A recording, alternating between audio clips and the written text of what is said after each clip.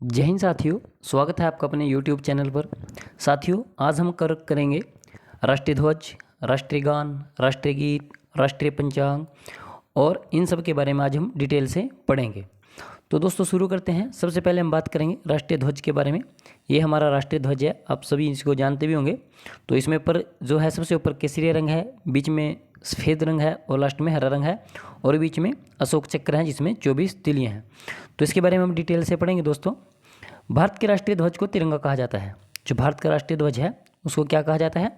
तिरंगा कहा जाता है।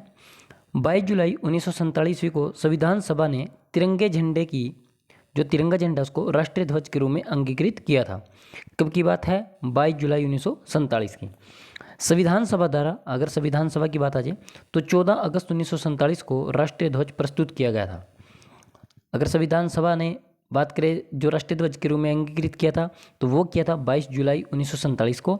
और अगर संविधान सभा द्वारा संविधान राष्ट्रीय ध्वज प्रस्तुत किया गया था वो किया गया था 14 अगस्त 1947 को। आगे है श्रीमती सरोजिनी नायडू की अनुपस्थिति में हंसा मेहता ने, एक नाम है हंसा मेहता ने राष्ट्रीय झंडा संविधान सभा को भेंट किया था। किसी किया था? हंसा मेहता ने। और अनुपस्थित कौन थे वहाँ पे? सरोजिनी नायडू, ये वहाँ पे प्रेजेंट नहीं थे। तो भेंट किया। वर्तमान राष्ट्रीय ध्वज का प्रथम डिजाइन बना था वो था यूरोप में इसके लिए भारतीय क्रांतिकारी मैडम भिकाजी कामा ने तैयार किया था। ठीक है दोस्तों। नेक्स्ट है हमारा उससे आगे श्यामलाल ने झंडा गीत की रचना की थी। जो हमारा झंडा गीत है उसकी रचना किसने की थी? श्यामलाल गुप्त पार्षद ने की थी। हमारे राष्ट्रीय तिरंगे का इतिहास 1929 ईस्वी से आरंभ होता है। 1929 से, जब 3 दिसंबर 1929 को, बात है 3 दिसंबर 1929 को रावी नदी के तट पर जवाहरलाल नेहरू ने इसे अपनाया था। कब अपनाया था? 3 दिसंबर 1929 को रावी नदी के तट पर जवाहरलाल नेहरू ने इसे फहराया था। उसके बाद है नेहरू द्वारा रावी तट पर फहराए गए झंडे एवं वर्तमान झंडे में अंतर सिर्फ इतना है कि जो उस टाइम का झंडा था 3 दिसंबर 1929 का, जो रावी नदी के तट पर जवाहरलाल नेहरू जी ने फहराया था, और जो आज का झंडा उसमें ये फ़र्क है कि अब उसमें चरखे की जगह पर अशोक चक्र आ गया है। पहले इसमें क्या था? चरखा का निशान था, जहाँ पे अब अशोक चक्र है जिसमें अब 24 तिलियाँ हैं। आगे आता है हमारा कि 15 अगस्त 1947 ईस्वी को देश की स्वतंत्रता के अवसर पर अधिकृत रूप से इसे फहराया गया और इसे 21 तोपों की सलामी दी गई थी उस दिन 15 अगस्त 1947 को। उसके बाद ध्वज का प्रयोग एवं प्रदर्शन ध्वज संहिता द्वारा नियमित होता है। इसका प्रयोग करते हैं तो इसका जो प्रदर्शन होता है ध्वज संहिता द्वारा कुछ नियमित है, उसके अनुसार इसका होता है। जो हमारा राष्ट्रीय ध्वज का आकार होता है वो आयताकार है और इसकी जो लंबाई चौड़ाई का अनुपात है 3:2 है।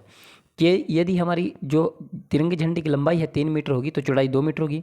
अगर हमारी जो लंबाई है 3 फीट होगी तो जो चौड़ाई है इसकी वो 2 फीट होगी। तो कई बार इसको उल्टा भी कर देता है, वो चौड़ाई आगे लिख देगा, लंबाई आगे पीछे लिख देगा और इसको एग्जाम में आपसे पूछेगा। तो फिर इसका जो अनुपात हो जाएगा वो 2:3 हो जाएगा अगर चौड़ाई आगे देता है। तो ये आपने ध्यान रखना है। इसके बाद राष्ट्रीय ध्वज के केंद्र में सफ़ेद पट्टी के बीच 24 तिलियों वाला अशोक चक्र अंकित है। तो इसमें 24 तिलियाँ हैं जो 24 घंटों का प्रतीक करती हैं और हमेशा प्रगति का भी प्रतीक करती हैं, वो चलते रहने का संदेश देती हैं।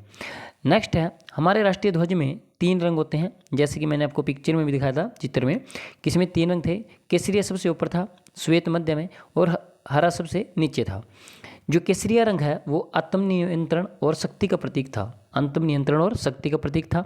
जो श्वेत रंग है वो सत्य और शांति का प्रतीक है, सत्य और शांति का। जो हरा रंग है वो समृद्धि और हरियाली का प्रतीक है। केसरिया रंग आत्मनियंत्रण और शक्ति का प्रतीक था, ये आत्मसमर्पण का। श्वेत जो रंग है वो शांति और सत्य का प्रतीक है। जो हरा रंग है वो समृद्धि एवं हरियाली का प्रतीक है। जो चक्कर है धर्म चक्कर, ये गतिशील व प्रगति का प्रतीक है। उसके बाद हमारा आता है राष्ट्रीय ध्वज के अंदर अंकित धर्म चक्र 24 तिलियां दिन के 24 घंटों को दर्शाती हैं। ध्वज संहिता के अनुसार ध्वजारोहण करने वाले व्यक्ति को राष्ट्र ध्वज से 3 कदम की दूरी पर खड़ा होना चाहिए।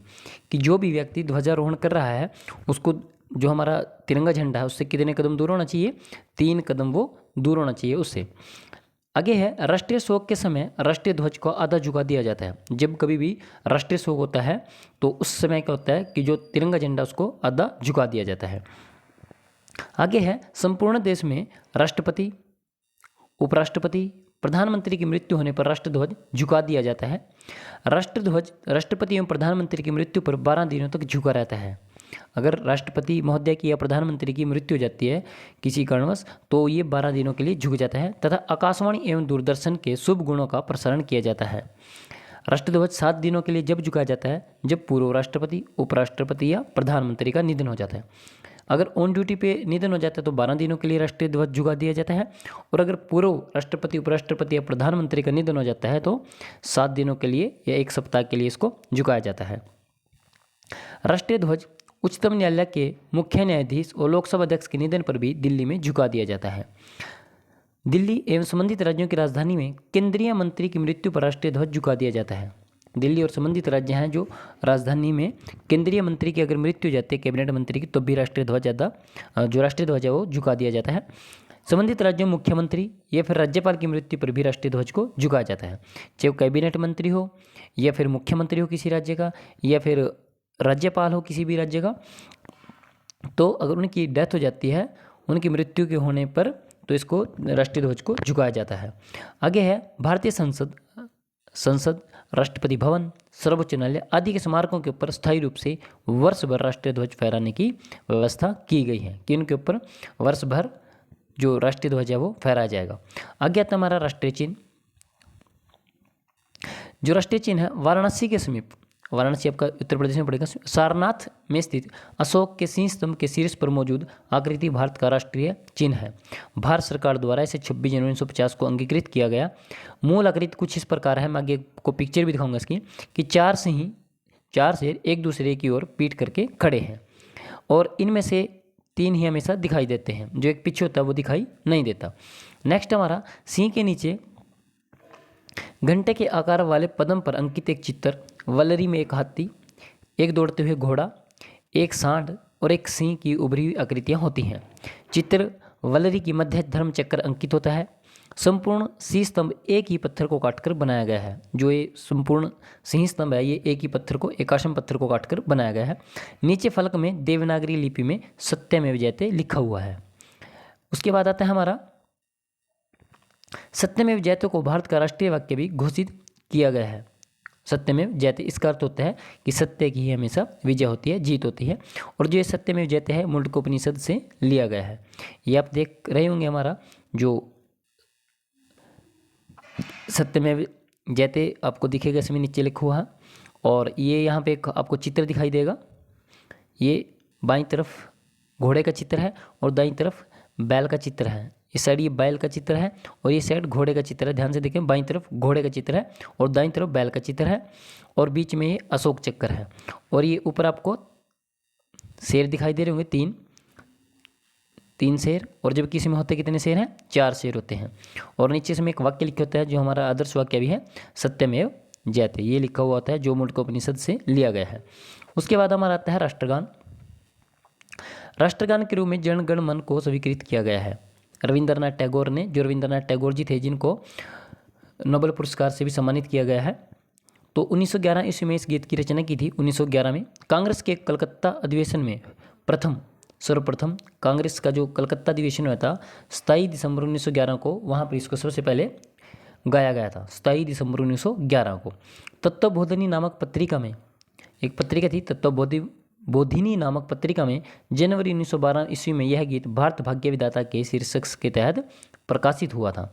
1919 में मॉर्निंग सॉन्ग ऑफ इंडिया शीर्षक के तहत रविंद्रनाथ टैगोर ने इस गीत का अंग्रेजी में रूपांतरण भी किया था। किसने किया था? रविंद्रनाथ टैगोर जी ने, और लिखा भी नहीं था ये।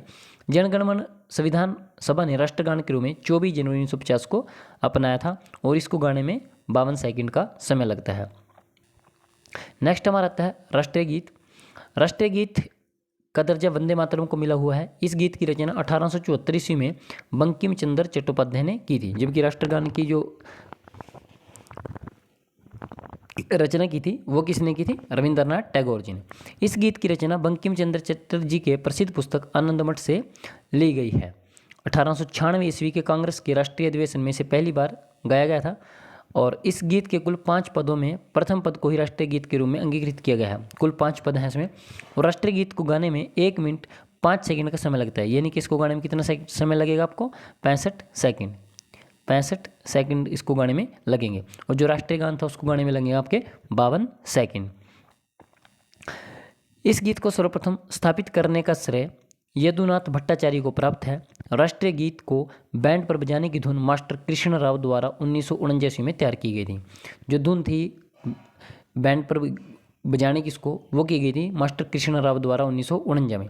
मास्टर कृष्ण राव के निर्देशन में मास्टर गणपत सिंह ने इसे पहली बार बजाया था। निर्देशन दिया था मास्टर कृष्ण राव ने और गायक किसने? मास्टर गणपत सिंह ने। वर्तमान में यह गीत राग सारंग में स्वरबंद धुन में गाया जाता है, परंतु इस धुन को पन्नालाल घोष ने तैयार की है।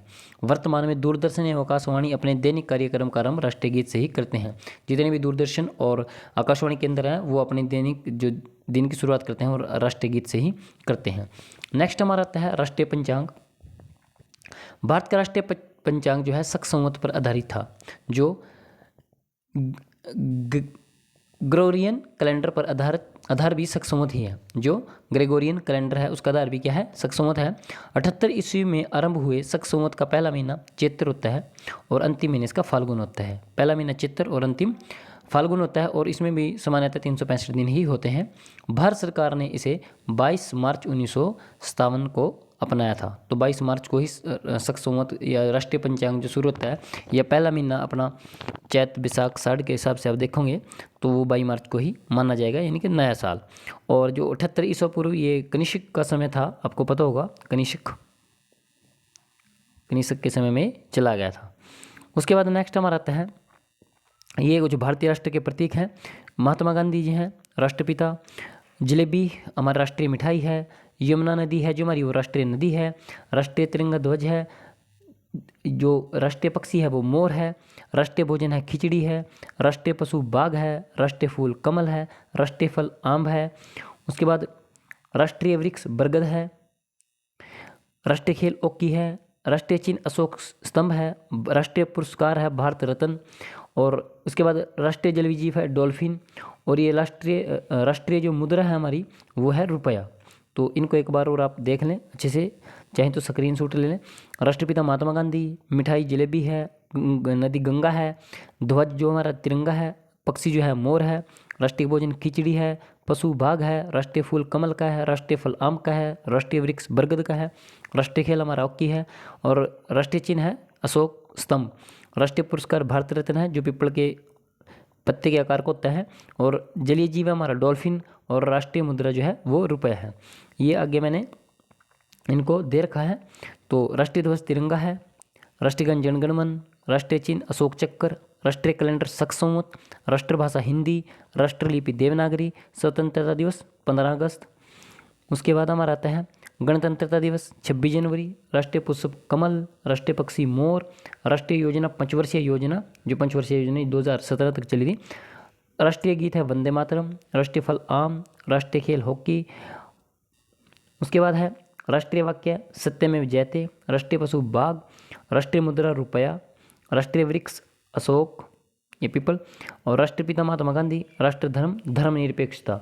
तो दोस्तों ये मेरे कुछ इंपॉर्टेंट टॉपिक मैंने लिखे थे आज और आई होप कि ये अच्छे से आपको समझ में आए होंगे। तो मिलता हूँ नेक्स्ट वीडियो में, तब तक के लिए जय हिंद साथियों।